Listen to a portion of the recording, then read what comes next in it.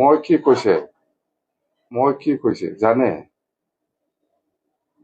আপচু president বা আপচু যদি কয় আমি কৰিছে বুলি যদি কয় তেতিয়াহে মই মানিব পাৰিলে হয়। ইহঁতে কৰা নাই, কৈছে না, ইহঁতে কৰিছে উল্টা। ইহঁতে ক'ব লাগিছিল হয় আমি আপচু এই কামটো কৰিছে, তেতিয়া মই বিশ্বাস কৰিলে হয় ইহঁতে কৰা নাই। বুজিছে?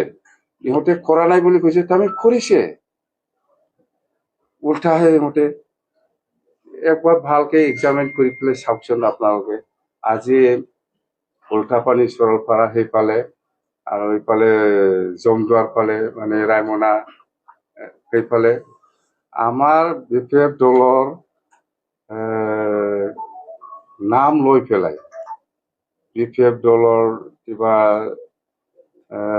ফ্লেগ লৈ পেলাই বা BPF দলৰ নাম লৈ পেলাই জংঘল কাটি আছে।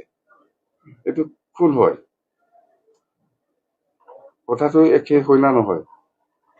তাৰমানে BPF দলৰ নাম লৈ জংঘল কাটিবলৈ 400-500 জন ওলাই পেলাই গৈ আছে। এইটো BPF কৰিছে না UPF কৰিছে? এতিয়া এই মই কোৱাটো এই একে বস্তু।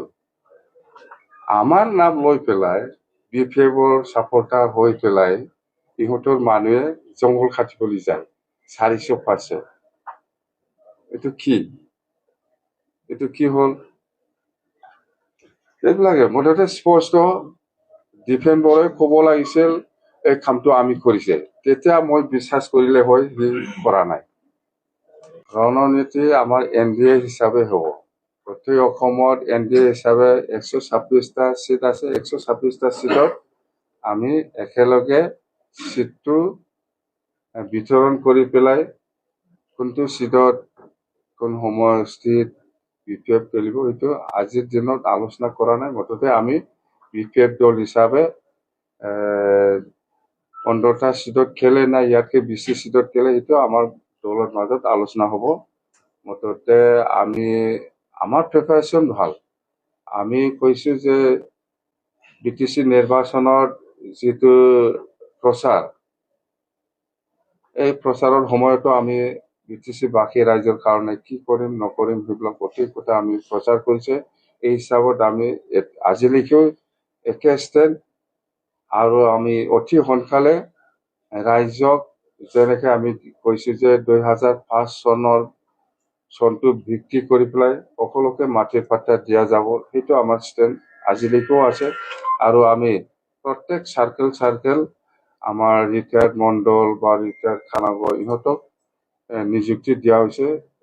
অতি সোনকালে ইহঁতে কামটো আৰম্ভ কৰিব। কথা সেইটোৱে। যেনিবা ইয়াং ল'ৰা ছোৱালীসকলৰ, বেকাৰ ল'ৰা ছোৱালীসকলৰ কাৰণে 100 crore ব্যৱহাৰ কৰিম বুলি কৈছে। সেইটো আমি বাজেটত ধৰিছো। এইটো আমি ফেব্ৰুৱাৰী প্ৰথম সপ্তাহতে আমি আৰম্ভ কৰিম। আৰু গৰীব দুখীয়াসকলৰ কাৰণে আমি 50 কোটি ধৰিম বুলি কৈছিল। এইটো আমি অলৰেডি ধৰা হৈছে।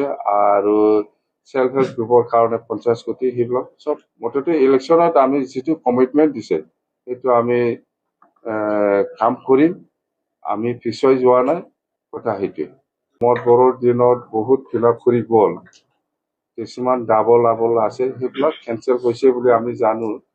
মুঠতে অৰুণোদয়ৰ ক্ষেত্ৰত আমি জাষ্ট চাব পাৰিছো কোনটো সঁচা কোনটো মিছা, সেইটো আমি কাৰেকশ্যন কৰি আছো। বহুত কেঞ্চেল হৈ গ'ল।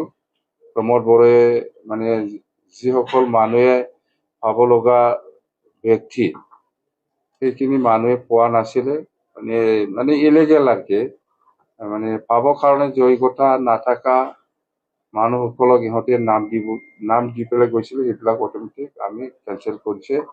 মুঠতে বহুত অসম চৰকাৰৰ আণ্ডাৰত বহুত স্কিম আছে, বহুত প্ৰজেক্ট আছে।